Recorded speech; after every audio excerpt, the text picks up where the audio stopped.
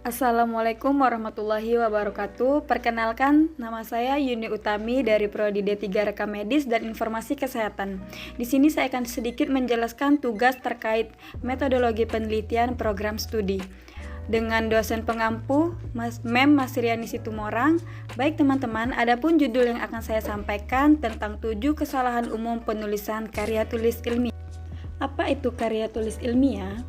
Karya tulis ilmiah merupakan suatu karangan atau tulisan yang diperoleh sesuai dengan sifat keilmuannya dan didasari oleh hasil pengamatan, peninjauan, penelitian, dan bidang tertentu yang disusun menurut metode tertentu dengan sistematika penulisan yang bersantun, bahasa dan isinya dapat dipertanggungjawabkan kebenarannya dan keilmuannya.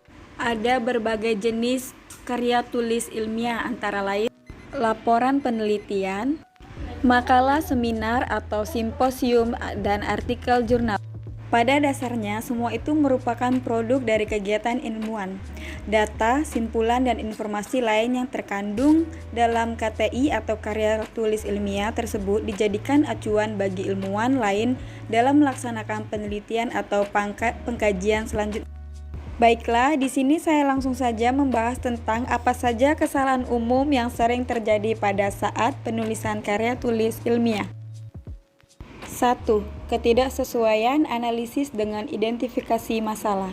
Kekeliruan umum yang paling banyak dijumpai adalah identifikasi masalah yang tidak sesuai dengan analisisnya. Identifikasi masalah merupakan janji yang dikeluarkan oleh penyusun karya ilmiah.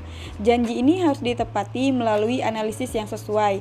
Banyak analisis yang dilakukan tetapi tidak sesuai dengan identifikasi masalah yang diajukan. Contohnya, pertanyaan penelitian ada 2, tetapi ternyata analisisnya ada 3 ataupun malah sebaliknya. 2. Tidak fokus ke masalah.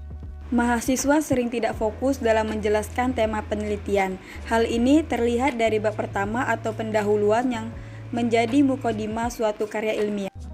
3. Kesalahan berbahasa. Kesalahan berbahasa juga menjadi kekeliruan yang kerap dijumpai pada karya ilmiah. Kekeliruan ini terlihat dari segi penulisan maupun logika berbahasa. Contohnya, kekeliruan dalam menggunakan tanda baca, kaidah penulisan huruf kapital, hingga pemilihan kata juga banyak dijumpai dalam karya ilmiah, sementara dari sisi logika bahasa. 4. Pengutipan. Pengutipan menjadi hal penting yang mesti diperhatikan oleh penulis. Kesalahan dalam mengutip bisa berakibat fatal. Tuduhan plagiat bisa saja terjadi hanya karena kesalahan mengutip. Kutipan langsung yang berupa kata frasa, klausa, atau kalimat, baik dalam bahasa aslinya maupun terjemahannya, yang terdiri atas tidak lebih dari 3 baris, dapat dimasukkan ke dalam teks dengan jarak tetap diikuti dengan nama penulis, tahun, dan halaman. 5. Tidak konsisten dalam format tampilan, font yang berubah-ubah, atau margin yang berubah-ubah. Konsisten dalam penulisan karya tulis ilmiah, menulis dengan format margin yang berubah-ubah dari halaman pertama sampai halaman berikutnya.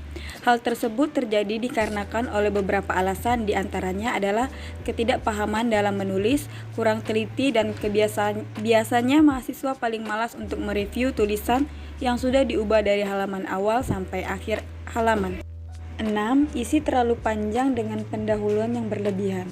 Dalam penulisan karya tulis ilmiah, tidak jarang ditemui banyak sekali kesalahan penulisan yang tidak memenuhi kebakuan dan tidak sesuai dengan aturan yang dikenakan sebagai EYD. Tidak heran sepertinya lebih banyak mahasiswa yang mendapatkan nilai bahasa Indonesia yang jelek dibandingkan nilai bahasa asing lainnya.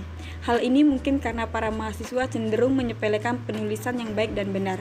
Hal ini dipaparkan dengan gaya penulisan di pesan singkat, chattingan yang suka-suka, imbasnya menulis email ke dosen hingga menulis karya ilmiah seperti skripsi banyak yang tidak tepat, tidak sopan, dan sebagainya.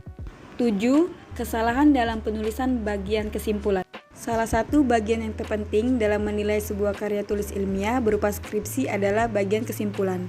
Kesalahan pada bagian ini sangat mudah dicermati.